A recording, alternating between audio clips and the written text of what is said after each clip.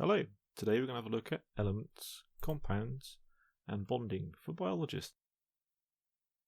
So everything in the world is made of elements, and we've got a periodic table that lists all of these elements and it basically groups them together in terms of similar properties. So the next thing to really ask ourselves is, what is an element? Well, an element is a substance that can't be broken down to another substance by chemical reaction. But really, as biologists, there's only 4 elements that are the main ones that we're really interested in at the moment. So those 4 elements are carbon, nitrogen, oxygen and hydrogen. So apart from those 4, there are a few others that we'll mix in at a later date, but those are our 4 main ones that we're interested in. Now, as I said, everything is made of elements, and the smallest form are atoms. An element is a pure substance that consists entirely of one type of atom. And an atom is the smallest amount of a particular element that can be identified as that particular element. So different elements have different number of protons and neutrons in the nucleus, and the number of electrons moving around that nucleus will also be different.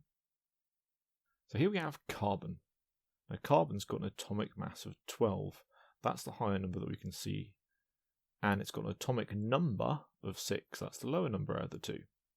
Now the atomic number 6 is useful because it tells us the number of electrons, in this case 6, that are going around the nucleus. Atoms have a central nucleus and then electrons that orbit around them like the Earth orbits around the Sun. Atoms are more stable when they have a full outer shell of electrons, so they naturally combine to share electrons with other atoms to get enough electrons. It's a bit like if you're colouring something in, you don't have all the colours you need, and nor does the other person. But if you share the colours between you, or you share the electrons, you can have a complete set of colours or electrons, so you can do all your colouring in, or you can have a complete outer shell of electrons. Let's look at an example. So here's hydrogen. It's only got 1 electron in its outer shell. It really needs 2, like all the others that we can see here. So the other ones have got 2 in their inner shell. They've got more electrons, so they've gone to the next shell up. So it could be that it could share with another hydrogen atom. So if you have 2 hydrogen atoms, they both contribute 1 electron each. So by sharing those 1 electrons with each other, you now get 2 electrons for each atom, and they're both more stable and happier. This sharing of electrons is what we call a bond. So you can kind of think of it as a bit like the atoms are holding hands. And this holding hands means that they've now become stuck together, so they've bonded. Look, see how happy those little hydrogens are. Now they're bonded together. So when we physically bond 2 different elements together, we now form a compound. So a substance consisting of 2 or more different elements combined in a fixed ratio. Let's look at an example. So water consists of the elements hydrogen and oxygen in a 2:1 ratio. Oxygen has 8 electrons, but 2 of them are in its inner ring, that's stable, but the outer ring then has only the remaining 6, where it needs 8. So it's really looking for 2 more electrons to share. And as it's sharing with 2 hydrogen atoms who have an electron each, the hydrogens are stable too, as they're sharing an electron with the oxygen. So they've got 2 electrons in their outer shell as well. We've made a very happy, stable compound of water. Nature can then combine hydrogen, carbon and oxygen, nitrogen to form different molecules. These 4 elements are bonded together to make molecules that go towards making of them things. Have a look at this one. Do you recognise this molecule? Here we have a molecule of glucose or blood sugar. It's a fundamental source of energy for living things. You can see that it is only made up of 3 elements. Which ones? Pause the video, pick them out. So glucose is made of carbon, hydrogen and oxygen. So we're not using nitrogen this time. these elements are bonded together, shown here by straight lines, between the letters. So because carbon has only 4 electrons in its outer shell, it can bond, or hold hands with if you like, 4 times with other atoms and share their electrons. So it will then have a complete and stable outer shell of 8 electrons. This carbon, for instance, is bonded to 2 hydrogens, and an oxygen and another carbon atom to gain access to the full complement of 8 electrons and become stable. Pause the video now and write down the proportions of these 3 elements seen within this molecule. So how many of each type are there? So there are 6 carbon atoms.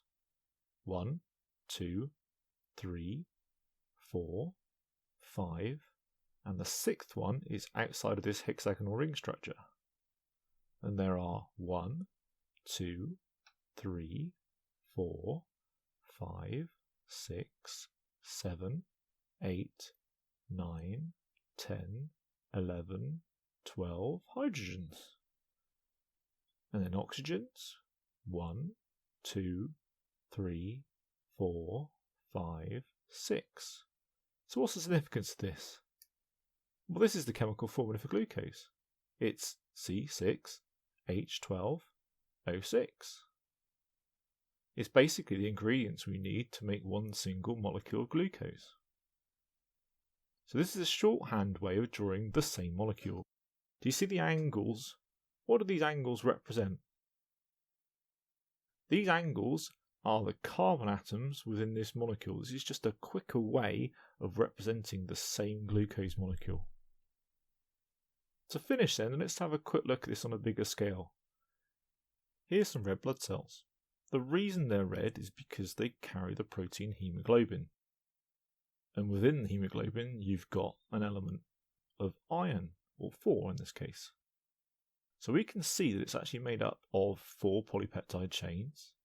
And if we look in detail at the heme group, we can see a now familiar layout of letters representing elements, lines representing bonds, and how these combine to form the molecule.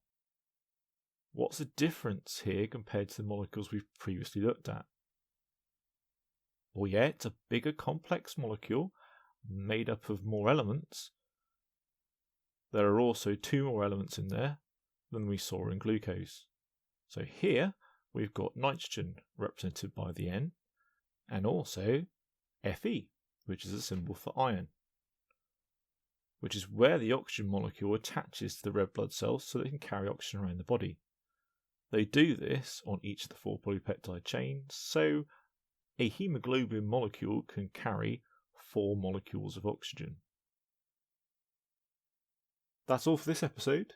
I've been Jongle, and this has been Biological. Why Jongle, I hear you ask? Well, my students say, why bother to Google the answer when you can just jongle? If that's been helpful, please like and subscribe. And if there's a topic you like covered, leave a comment below. Join me again as we make a study of life logical. In fact, some might say it's biological. Until next time.